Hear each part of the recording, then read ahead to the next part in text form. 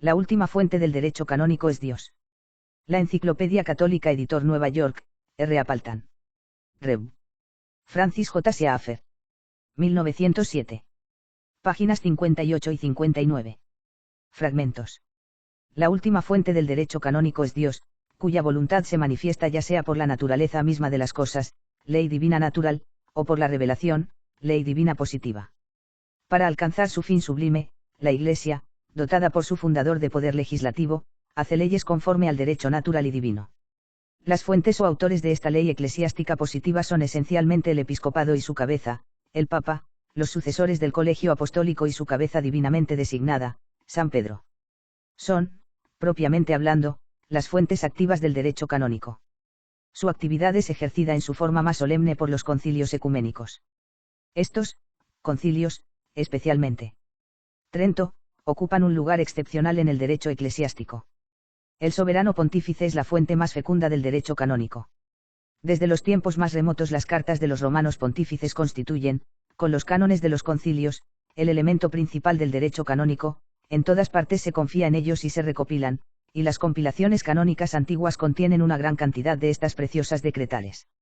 Si deseamos conocer la voluntad de Dios y la mente de la Iglesia, tal como se ha expresado constantemente a lo largo de los siglos, solo necesitamos mirar hasta el derecho canónico.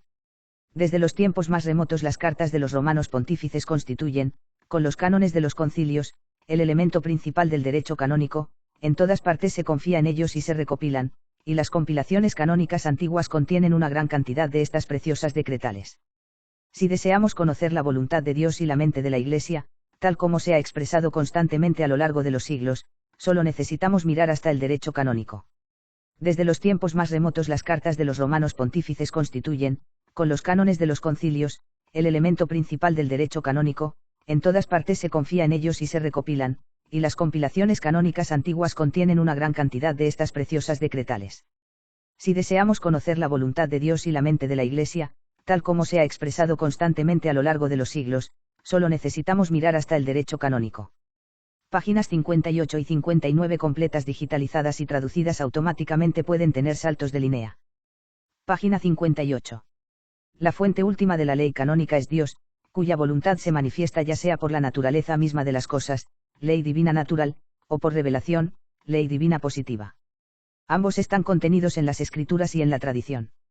Positivo: ley divina no puede contradecir la ley natural, más bien lo confirma y lo hace más definido. La Iglesia acepta y considera ambas como leyes vinculantes soberanas que puede interpretar pero no puede modificar. Sin embargo, no descubre la ley natural por especulación filosófica, lo recibe, con positivo ley divina, de Dios a través de sus libros inspirados, aunque esto no implica una confusión de los dos tipos de ley divina. De la ley antigua la Iglesia ha conservado, además del Decálogo, algunos preceptos estrechamente relacionados con la ley natural, por ejemplo, ciertos impedimentos matrimoniales. En cuanto a las otras leyes dadas por Dios a su pueblo elegido, las considera rituales y las declara abrogadas por Jesucristo.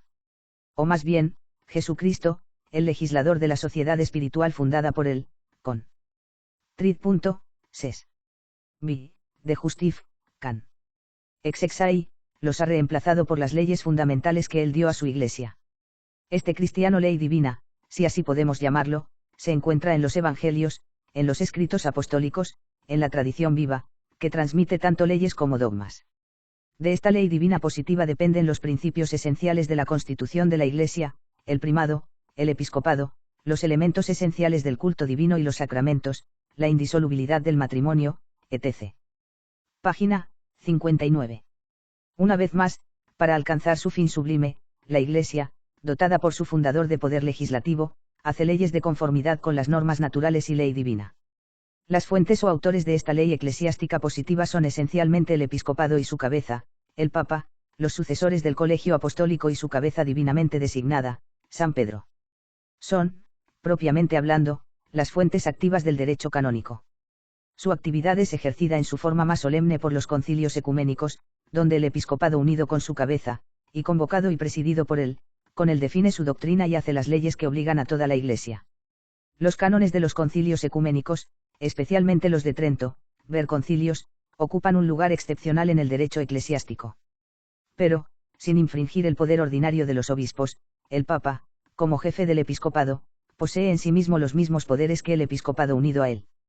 Es cierto que el poder disciplinario y legislativo de los papas no siempre, a lo largo de los siglos, se ha ejercido de la misma manera y en la misma medida, pero en la medida en que la administración se centralizaba, su intervención directa en la legislación se hacía más y más marcado, y así el soberano pontífice es la fuente más fructífera del derecho canónico, puede derogar las leyes dictadas por sus predecesores o por los concilios ecuménicos, puede legislar para toda la Iglesia o para una parte de ella, un país o un grupo dado de individuos, si está moralmente obligado a recibir consejos y seguir los dictados de la prudencia, no está legalmente obligado a obtener el consentimiento de ninguna otra persona o personas, ni a observar ninguna forma particular, su poder está limitado solo por ejercido de la misma manera y en la misma medida, pero en la medida en que la administración se centralizaba, su intervención directa en la legislación se hacía cada vez más marcada.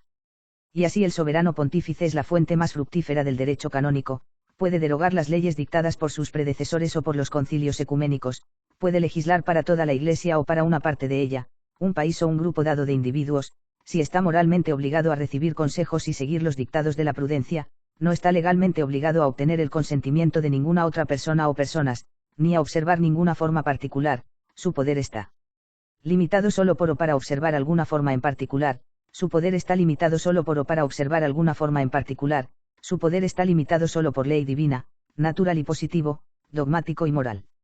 Además, él es, por así decirlo, la ley viva, porque se considera que tiene toda la ley en el tesoro de su corazón, in scriptio pectoris, Bonifacio 8, ci, de constit, en grados.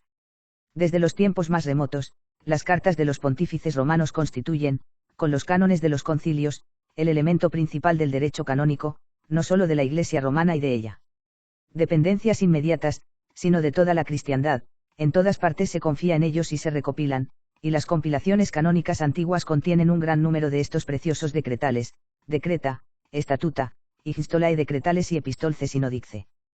Posteriormente, las leyes pontificias se promulgan con mayor frecuencia como constituciones. Cartas apostólicas, clasificándose estas últimas como bulas o breves, según su forma externa, o incluso como actos espontáneos, motu proprio. Ver bulas y breves. Además, no siendo el poder legislativo y disciplinario del Papa un privilegio incomunicable, las leyes y reglamentos hechos en su nombre y con su aprobación poseen su autoridad. De hecho, aunque la mayoría de los reglamentos hechos por él, las congregaciones de los cardenales y otros órganos de la curia están incorporadas en las cartas apostólicas, pero existe y se generaliza la costumbre de que la legislación se haga mediante meros decretos de las congregaciones, con la aprobación papal. Estos son los actos de la Santa Sede, acta sanctae sedis, y si su objeto o propósito lo permite, son leyes reales, ver curia romana. El poder legislativo y disciplinario del Papa no siendo un privilegio incomunicable, las leyes y reglamentos hechos en su nombre y con su aprobación poseen su autoridad. De hecho, aunque la mayoría de los reglamentos hechos por las congregaciones de los cardenales y otros órganos de la Las Curia están incorporadas en las cartas apostólicas, pero existe y se generaliza la costumbre de que la legislación se haga mediante meros decretos de las congregaciones, con la aprobación papal. Estos son los actos de la Santa Sede, acta sanctae sedis, y si su objeto o propósito lo permite, son leyes reales, ver curia romana. El poder legislativo y disciplinario del Papa no siendo un privilegio incomunicable, las leyes y reglamentos hechos en su nombre y con su aprobación poseen su autoridad. De hecho, aunque la mayoría de los reglamentos hechos por las congregaciones de los cardenales y otros órganos de la Las Curia están incorporadas en las cartas apostólicas, pero existe y se generaliza la costumbre de que la legislación se haga mediante meros decretos de las congregaciones, con la aprobación papal. Estos son los actos de la Santa Sede, acta sanctae sedis, y si su objeto o propósito lo permite, son leyes reales, ver curia romana. Aunque la mayoría de los reglamentos hechos por las congregaciones de los cardenales y otros órganos de la curia están incorporados en las cartas apostólicas, sin embargo, existe y se está generalizando la costumbre de que la legislación se haga mediante meros decretos de las congregaciones, con la aprobación papal. Estos son los actos de la Santa Sede, acta sanctae sedis, y si su objeto o propósito lo permite, son leyes reales, ver curia romana.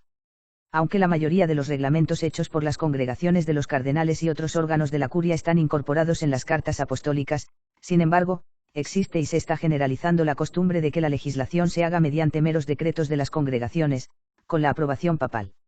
Estos son los actos de la Santa Sede, acta sanctae sedis, y si su objeto o propósito lo permite, son leyes reales, ver curia romana.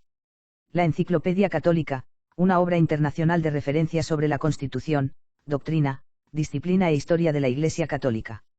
Fecha de publicación 1907. Temas Iglesia Católica, Teología, Enciclopedias y Diccionarios. Editor Nueva York, R. Appleton. Colección Emory, Americana. Patrocinador digitalizador Universidad de Emory, Biblioteca de Teología de Pitts. Contribuyente Universidad de Emory, Biblioteca de Teología de Pitts. Idioma inglés. Volumen V9.